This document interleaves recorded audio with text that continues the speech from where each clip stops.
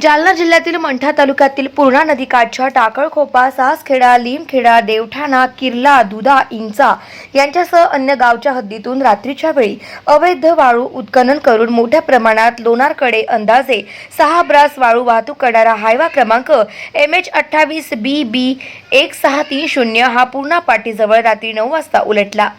कारवाईच्या भीतीने संबंधित हायवातील वाळू इतर वाऱ्यातून पळवण्यात आल्याचा प्रकार समोर आलाय।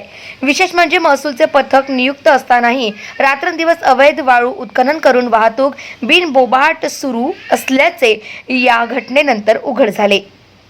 पूर्णा नदीकाठच्या टाकळखोपा गावातून अवैध वाळू उत्खनन आणि वाहतूक संदर्भात माहिती देण्यासाठी स्थानिक ग्रामस्थांकडून तहसीलदार, मंडळ अधिकारी आणि तलाठ्यांना तसेच महसूलच्या पथकातील नियुक्त कर्मचाऱ्यांना संपर्क साधला असता त्यांचे मोबाईल नंबर बंद आढळून आल्याचे उद्धव सेना उपतालुका प्रमुख ज्ञानेश्वर सरकटे, महादेव गायकवाड यांनी सांगितले।